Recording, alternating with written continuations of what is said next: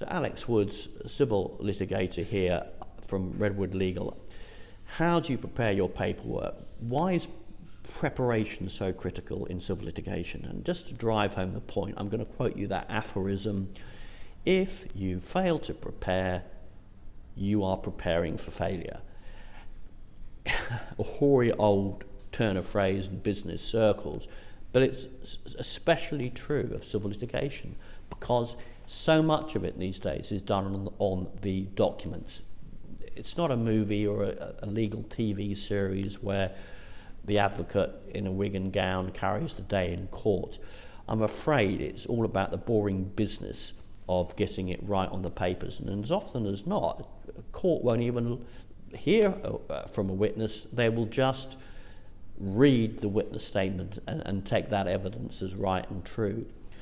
So here's the thing: when it comes to approaching lawyers, or simply in getting yourself organised in preparation for legal proceedings, you must properly prepare your paperwork. Just to bang home this point, because it is so critical, I would say that the litmus test, as far as my clients have been concerned over the years, of a successful claim is how professional they have been in relation to preparation of paperwork.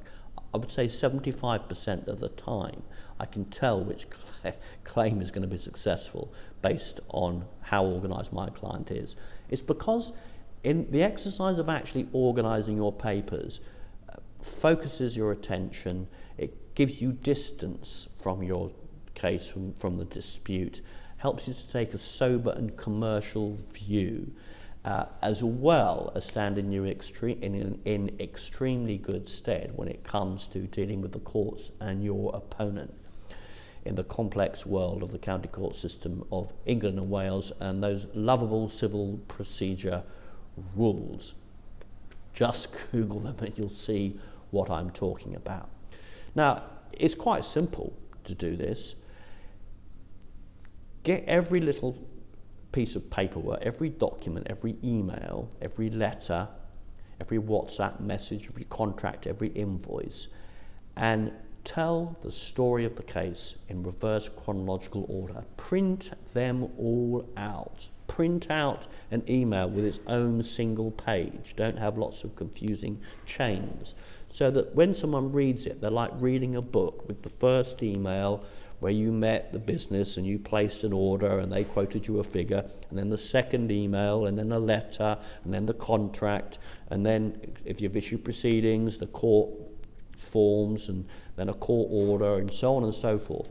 Building up a bundle of documents in reverse chronological order, the most recent at top. Put them through the photocopying machine and scan them into a single PDF. You can usually scan at least 50 pages into a single PDF these days, and then you can ping it off to a lawyer and get them to quote, and they will be grateful for not having to charge you extra. Well, they might not, they're lawyers, but you'll be grateful for not having to be charged extra administrative costs for basically doing a secretarial job that you could do yourself. And if you're a litigant in person, quite frankly, you should be doing this yourself. As I say, the exercise itself is an extremely sobering exercise, and will help you to, will encourage you to think commercially and rationally about the case and about your options going forward. Okay, now most law firms should have a portal or a Dropbox, and if your case is a little bit more complicated and you've got statements of case and disclosure and pre-action correspondence and invoices and contracts, well, then I will let you off if you put them into separate folders, into a main folder, and then you can just drag and drop that folder into a law firm's portal.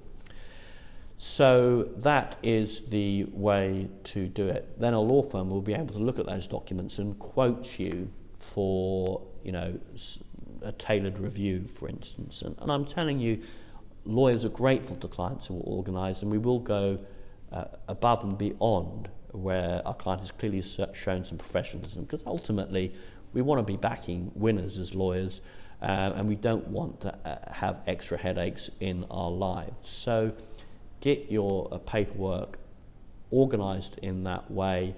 Not only will it make your lawyers happy and keep the legal bill down, but it will help you to get a commercial view of your own case.